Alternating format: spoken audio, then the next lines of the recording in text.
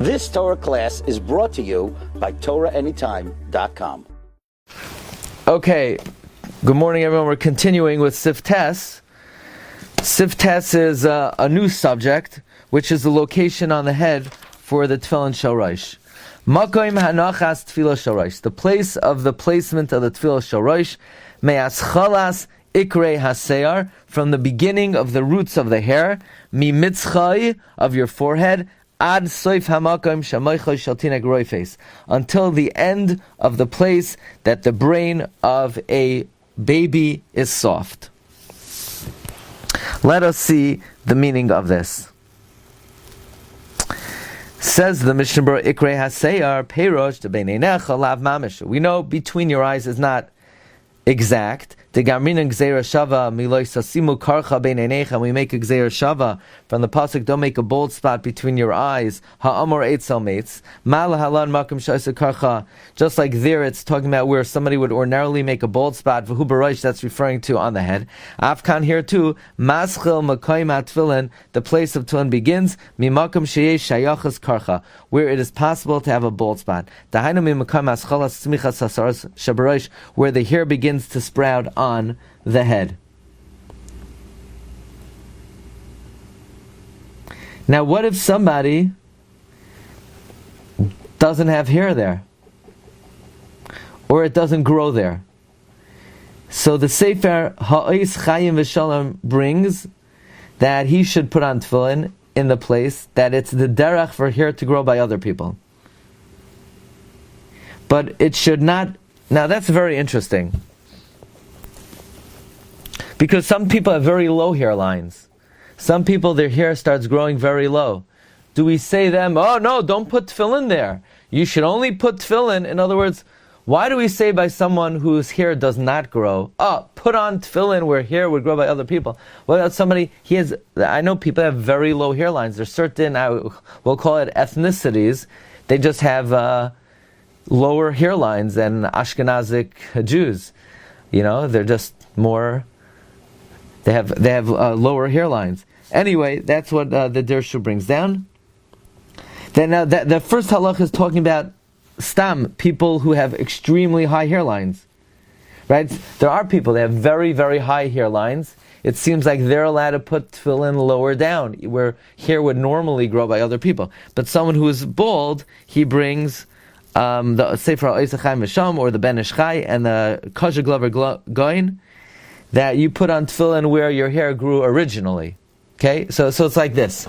Someone who has an unusually high hairline, so I would say that's unnatural, right? It's unnatural. So if it's unnatural, you go by most people. But someone who's bald, he goes by his original hairline, not where most people grow, but by his original hairline.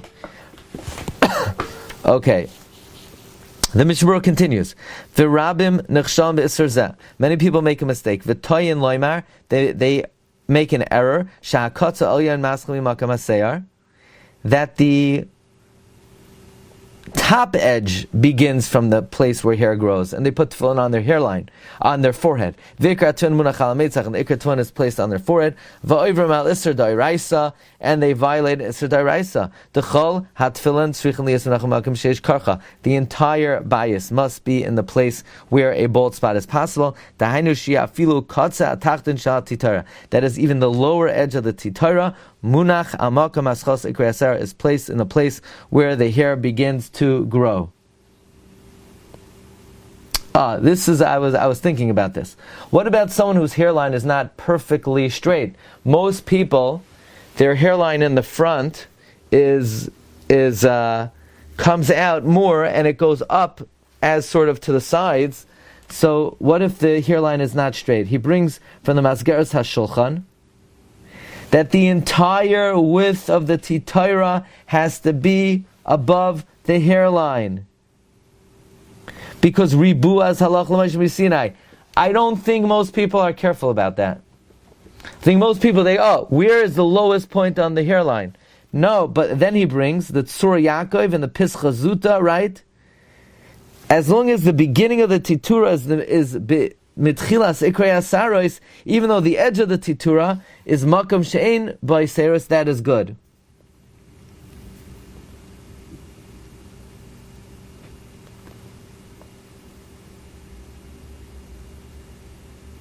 Okay, I think that's a very important machlokes, because I think in most people the hairline begins sort of as a point, and it sort of goes upward toward the sides.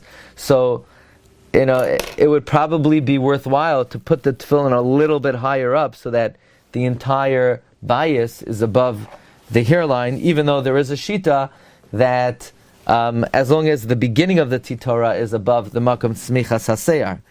Okay.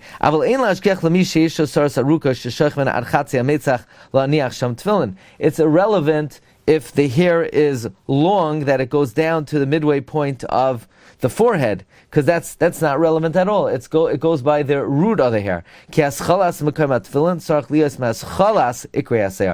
beginning of the place of tefillin has to be from where the hair begins to sprout, shabbat hadachas, on the temple, ulamala, and above.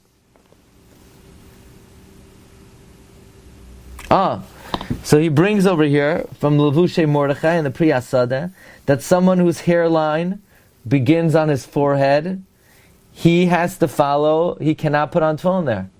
He should put on tefillin where most people grow hair. So it works both ways. I mean, I'm thinking specifically, there is a particular nationality that has extremely low hairline, but that would not be acceptable for tefillin, unless we say for that nationality that's the hairline for such people. It's better to put it a little bit above. Why? There's enough space for two tefillin, so it doesn't slip below on the forehead. Anyone who puts on the forehead, it's the custom of the Karaites, and they do not fulfill the mitzvah. Every sensitive, spiritual person should warn his friend, and he should teach them that they shouldn't stumble. I was in a shul maybe a couple of weeks ago, and there was a guy who had his tefillin sort of on the forehead, and somebody came over to him. He said, "Will you mind if I would just fix your tefillin?" He said, "Huh? Yeah, I would mind." So the guy walked away. So the guy here, the Rebbe Shalom sent him an opportunity to put on his tefillin. So the next time, if somebody comes over to you, do you mind? Have the humility to, if the guy is not correct, he's not correct, but maybe he has a point. Okay. But every sensitive person should warn his friend and teach them not to be nichshel on this. Kedei shelo yiyu chas v'sham b'chlal poishei Yisrael begufan. So the person should not be among the sinners of Israel with their body. Dezehu karkafta d'loi manach tefillin. This is like a skull that did not put on tefillin. It's irrelevant that you took tefillin out of the bag and you put it on your roish. There's no mitzvah to put tefillin. There's no mitzvah in the Torah to take tefillin out of a bag. When Moshe Rabbeinu went up to Har Sinai, Hashem didn't say, "Moshe, tell the Jewish people to take the tefillin out of their bag."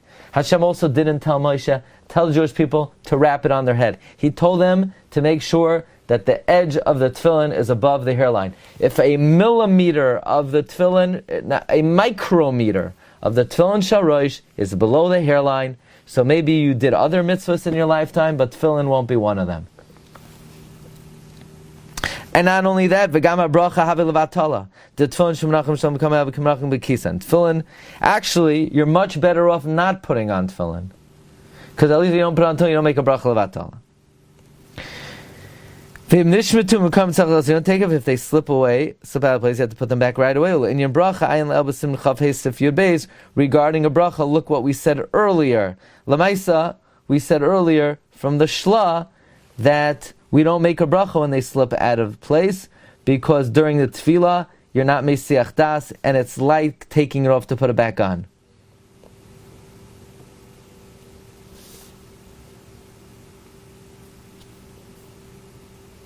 Okay. Ad Seif hamakom. The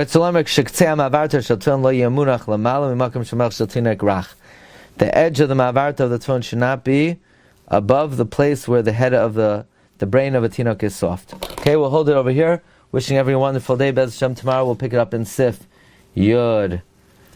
Have a great day, everyone. Kol tov. Any quick question? Yes, sure. You've just experienced another Torah class brought to you by TorahAnytime.com.